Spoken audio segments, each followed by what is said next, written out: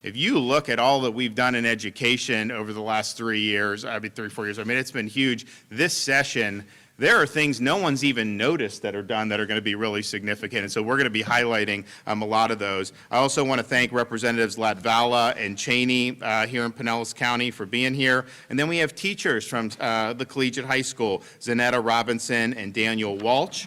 We also have parents, Lainey Gibney, as well as our Florida Teacher of the Year, Sarah Painter, and we have Darcy Eckert. So I want to thank all of them for being here to share in this really momentous bill signing. So today, we come not to praise the FSA, but to bury it. We are here today with legislative leaders to officially eliminate the FSA from the state of Florida. Now, 6 months ago, I announced legislative proposal to replace the FSA with progress monitoring. Instead of having one major test at the very end of the year, which provided no feedback to students before the summer came, we would do progress monitoring that would monitor progress throughout the school year. It would be shorter, it would be more individualized, and it would provide good feedback for students, for teachers, and for parents. And so I want to thank Richard Corcoran for really bringing this to the forefront. I remember him briefing this to me a couple years ago, saying, okay, we're going to do the teacher salary this year, then we're going to do that, and then we are going to do the progress monitoring. And basically what he was doing was looking to see what has worked best in different school environments, and this type of assessment was much more effective than kind of the big study for weeks, all the marbles on the last test, and then adjourn for the summer. And so we think this is going to be an improvement in the state of Florida. You know, we needed some tool to be able to assess, and we do believe in accountability. We're going to continue to do that because it's important to have high standards. At the same time, if you look at what's been innovated, you look at new technology, we can get the same information from the FSA in a much shorter period of time and in a way that provides really quick feedback for parents, teachers, and students. And we want the parent to be able to be involved in this, to get that feedback alongside the teacher, and then both can work to help remediate if students, in fact, need that. Now, under the FSA, students, parents, and teachers would receive the results after the school year. Well, it was too late to do anything about that. How are you going to remediate if you see problems when people are already out for the summer? The FSA doesn't give parents and teachers room to have those important conversations about what is best for the child's education. And of course, by the time those conversations could even happen, you have a new school year and you have a new teacher. And so by eliminating FSA and transitioning to progress monitoring, we are really going to help bolster the conversations between parents and teachers, and so they can work together to make sure that our kids succeed. So under this new approach, 3 administrations of progress monitoring, this will take hours, not days, and it will reduce overall testing time dramatically.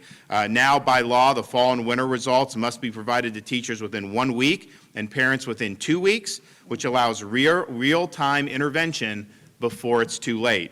Parents can reinforce classroom learning at home. The spring results must be provided to students, parents, and teachers within 1 week. We know this works because most schools that have used progress monitoring in early education have done so successfully. And so here's how we're going to implement this change. This school year, for the class of 2022, everyone in 2022 spring, this will be the last time the FSA is administered in the state of Florida. Next year, Florida will become the first state in the nation to do a full transition to progress monitoring to inform school accountability. The 2022-23 school year will serve as a new baseline for school accountability, a, quote, hold harmless transition year, and school grades will resume the following year. This will happen while maintaining the successful components of Florida's accountability system that has seen Florida students grow and that has seen achievement gaps close over the last 2 decades. Now, nothing in this legislation is going to change the fact that schools will be graded, and it will obviously, the results of the tests are going to be the results of the test, and we're going to take those results very seriously. But And of course, we're still going to focus on students' readiness and growth. However, we're going to collect and deliver information in less time, more frequently. There will be more time for learning under this progress monitoring system, and you will have much, much more feedback. So this is a huge streamlining of what we've been doing, and I think it's teacher-friendly, I think it's student-friendly, and I think it's parent-friendly. So I want to thank the legislature for doing it. And if you think, look at all that we've done over the last several years. We're right now, the latest Education Week rankings that came out, I guess, last year, has Florida number 3 for K-12 achievement. I think we were maybe in the top 20 4 years ago. Now we're in the top 5. We've done things like take bold moves to eliminate Common Core and replace them with our world-class BEST standards that was devised under the Department of Education supervision. We have invested in our educators, raising the minimum teacher pay to one of the highest levels in the nation. And if you look at what we did in this recent budget, over the last 3 years, we will have over $2 billion in compensation increases for teachers throughout the state of Florida. So that's a huge, huge deal. This year we have historic per pupil funding, which is second year in a row we've done that. And then, of course, you go back, probably one of the most significant things we did, summer of 2020, while people were saying, you know, you couldn't send kids to school, we said, you know what?